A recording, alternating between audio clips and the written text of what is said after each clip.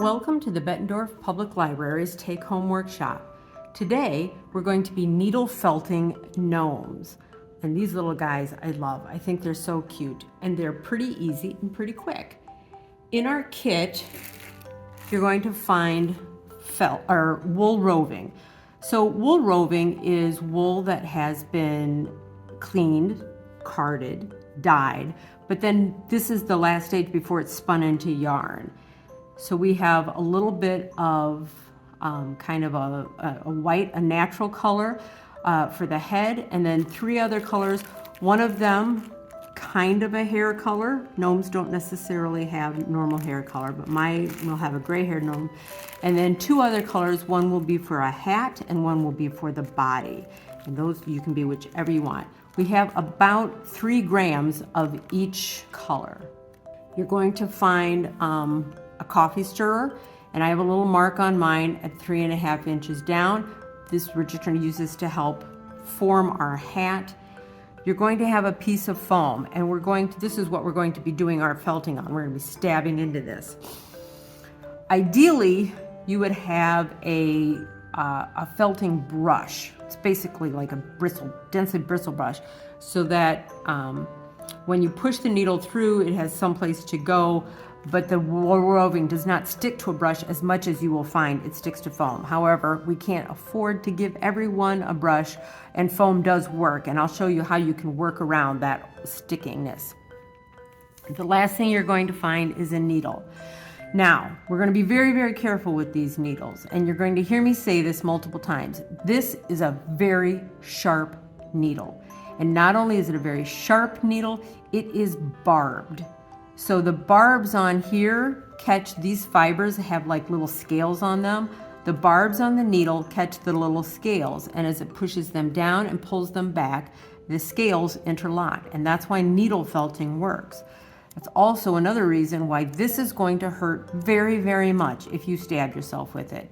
So I will say 1,000 times in this video, please be careful with your needle. Go slow, be careful. This is not a craft you want to rush. The only thing we're asking you to provide is a pair of scissors so that you can get your needle out of its casing.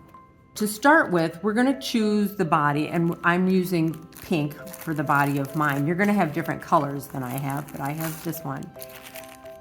So we're going to unwrap this. Now these have been packed pretty tightly, so we want to kind of fluff them a little bit. We want to make that kind of even.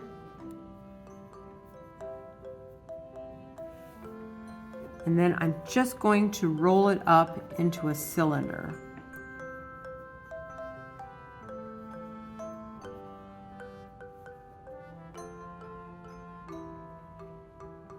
Like that. And then I'm going to start felting. So I have my column, and it's going to be about that body size, a little bit smaller.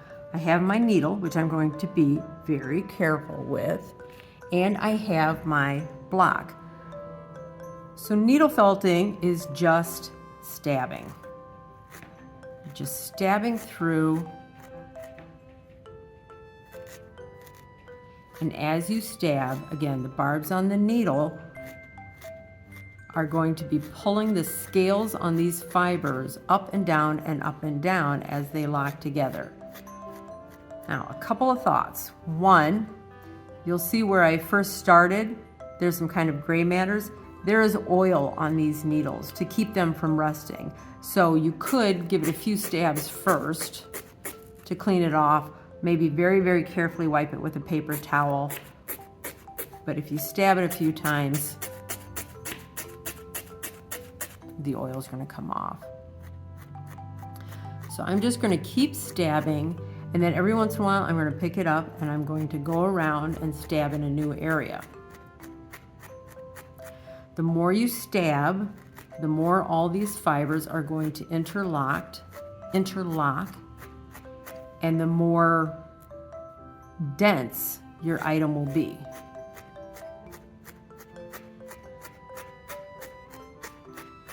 You'll notice I'm keeping a good inch between my fingers and the tip of the needle. I do not want to stab myself. Now, I'm stabbing right now all the way through and into the foam.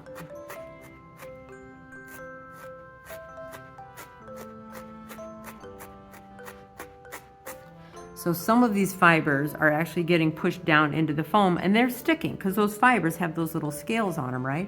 So periodically, I'm just going to peel this up and move it a little bit. I don't want it to get permanently stuck to my foam.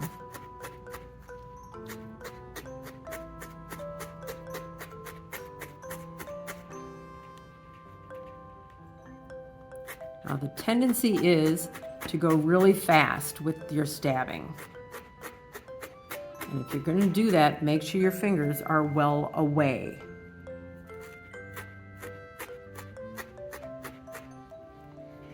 Okay, so I have a tube, sort of. Needs a bit more work, a bit more shaping. Periodically, I'm going to pull it off there. I'm going to massage it. The oils from your hands are also going to help this to stay together and kind of smooth your edges. Now, I have been doing a lot of needle felting kind of through it. Now I need to go, I'm going to do more down here so that it's all the same width, and then I'm going to try and compress it like this.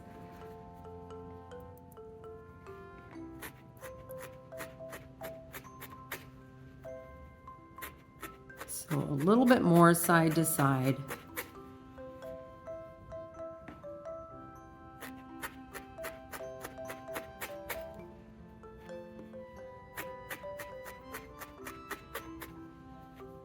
And then we're going to start going up and down.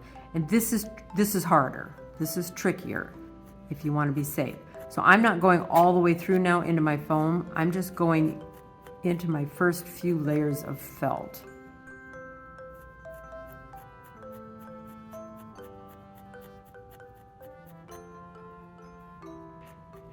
And it just takes time, a little bit of patience. And you'll see I've got these kind of seams there. Just going to pull down, kind of cover those up.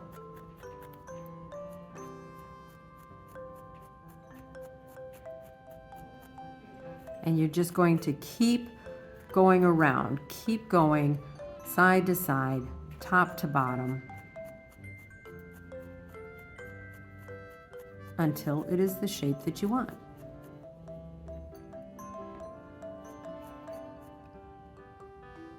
So this is my body. It might be a little bit taller. It is just a hair taller than I want, but that's okay because when we go to put the head on that, we're going to be poking down into it and that will shorten it a little bit. So give it another little bit of a rub. And for now, I'm going to call the body done. Next, we're going to do the head. Now with the head, I'm not going to use our full hank. I'm going to start with something a little bit, maybe just a portion of it.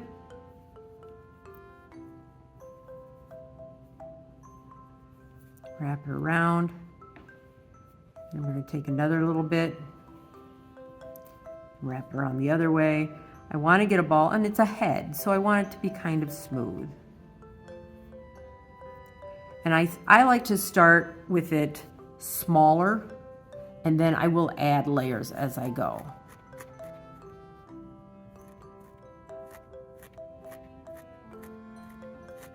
So again, being very careful with our needle, being very precise with the position so that we're not stabbing ourselves in the finger.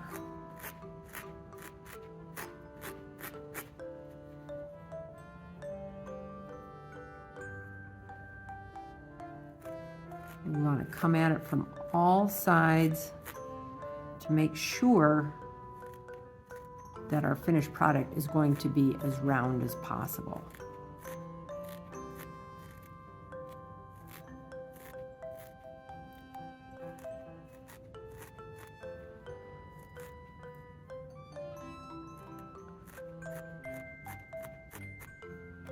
And again, if we take and rub it in our hands a little bit, that's going to help compact it. It's going to help smooth it out a little bit. Now, it still needs to be a little bit bigger. I'm going to take a little bit more.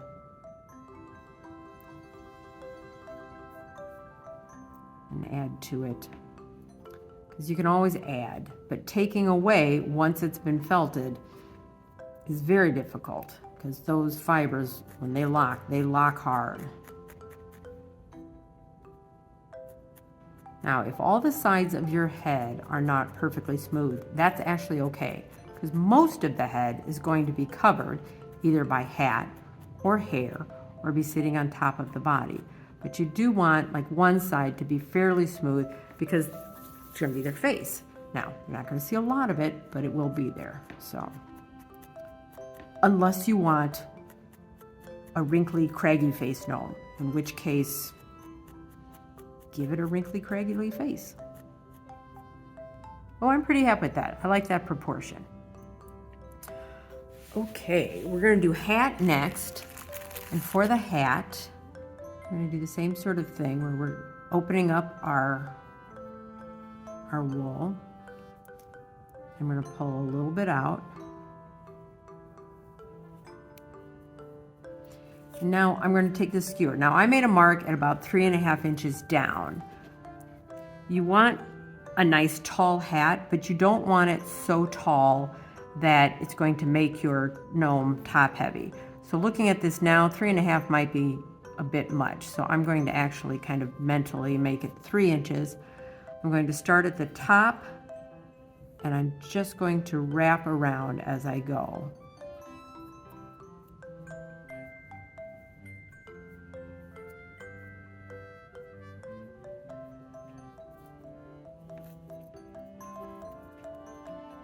And if I just squeeze it, it does kind of want to stay. Then I'm going to take a little bit more, and I'm do that until I get at least roughly the shape I want. And I find that if I wrap from the top down to the bottom, then I get more width on the bottom, which is where you want it. So I'm happy with like the shape there. I need to get a little bit more thickness on the bottom. I'm going to keep wrapping down there. A little bit more.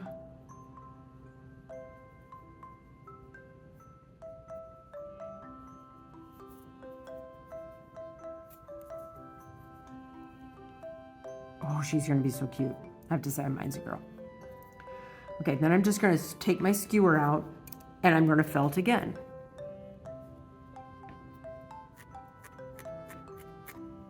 So first, I'm just going to go once all the way up, all the way through. And I'm going to peel it off, give it a quarter turn, and do the same.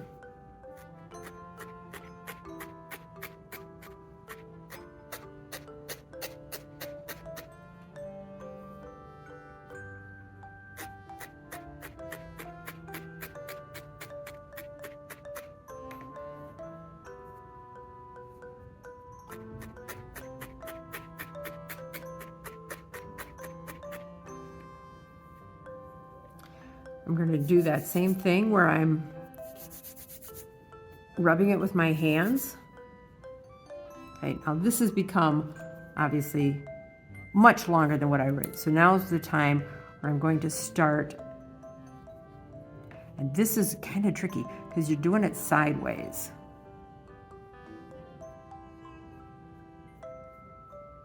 And you're going to bring all of that base up again.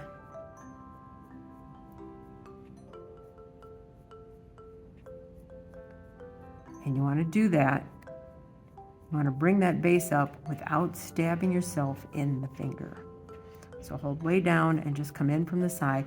If you want, you can do a couple like that, and that kind of holds it into place a little bit. But you will have to rotate it anyway, so. Okay, so now my bottom is a little denser. I'm a little bit closer to my 3 inches.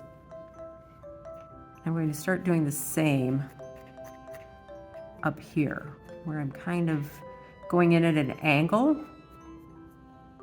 a little bit, because not only is that going to make it denser, but it's going to make it a little shorter.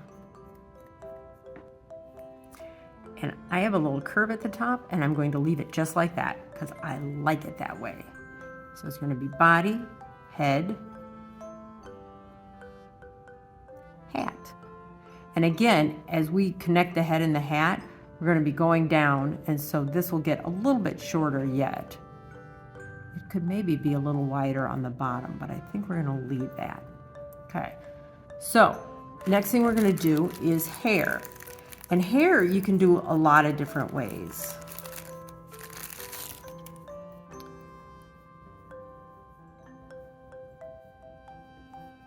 So you could just take little pieces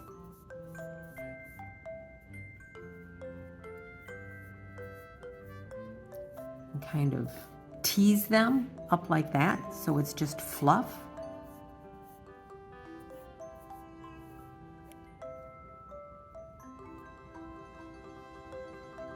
And then when you put it, where's his face going to go? Face is there. When you put it on, and then you can just felt right at the top there, and this gnome is going to have very fuzzy hair. So that's one way to do it. Another way to do it is to take smaller strands and loop them around your fingers.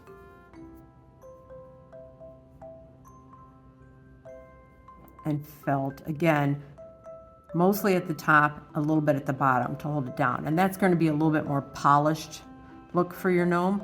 I think I'm going to go with the fluff. I'm going to tease it out and give them big, fluffy hair. So again, I find, there's my face.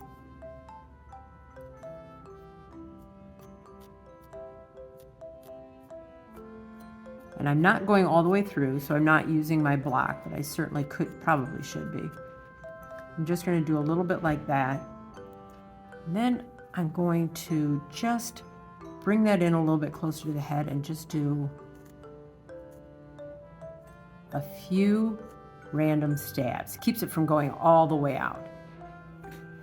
And we're just going to keep doing that. We're going to basically tease it. Get it nice and fluffy.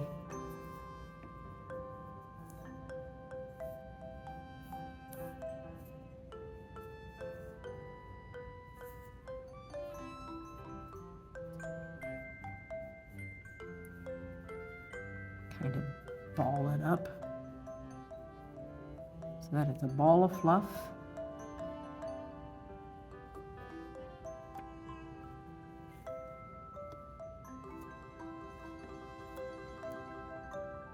Just a few little strategic stabs, and you're getting some lovely fluffy hair. I keep going until I'm all the way around. Well, not all the way around, around to the other side of where I want their face to be. So I just kept going around and adding hair until I had hair that I want, and I wanted kind of, well, my hair in the morning, crazy long gray hair, not very tidy. Now, you could do longer things and you could make braids or something like that, but I just like kind of a natural fluffy look. And you'll see that kind of flattened her head out a little bit. We're just going to give her a little squeeze, get her back in shape. Then we're going to give her a face. Now for a gnome face, you can do whatever you want. If you wanted to use some of your colors to make eyes, you can. If you want to, draw it on there with a Sharpie or something like that, you can. I'm going to take a little bit of her face color and I'm just going to make a ball. Very carefully, because this is very small. We're going to felt that until it is round, and I am making her a nose. She's going to have a pretty big size nose. Okay, little round nose, right? Well, not so little. I'm going to put it right center on her face.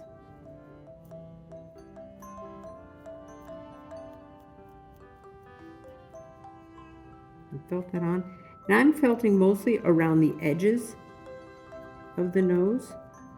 And I'm angling my needle so that it's going in kind of from the side. because I want it to adhere, but I don't really want to flatten the nose. I want that dimension.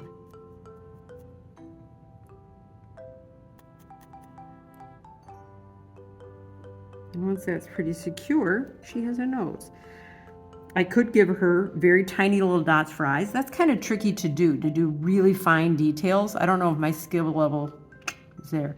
So what I'm going to do is I'm just going to stab in the same spot over and over again. And it's just going to pull those fibers down and attach them to the ones behind it, and just give her a little indent there for her eyes. Now, having given her eyes, I still think her nose is a little big, so we're gonna tone that down just a little bit. Now we can just put together. So I'm gonna take my body and put my head on it,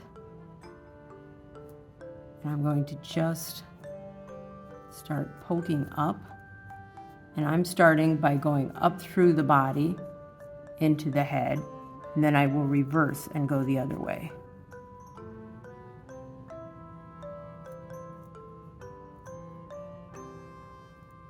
You want to be very careful as you're holding these together that you're not going to stab your fingers. So I'm going very slowly. I'm not going all the way through the head. I'm just going into the head. Nice and careful. Then we're going to do the same thing with her hat. I'm going to give her her hat. Let's see which side I like best. Is going to go in front. And we're going to do the same thing where we're going to hold it and go down from the top.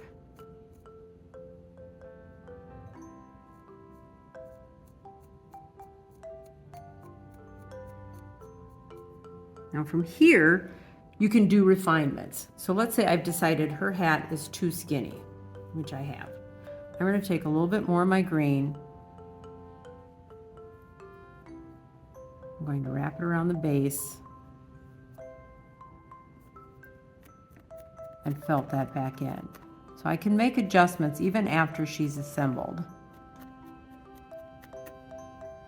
Very nice.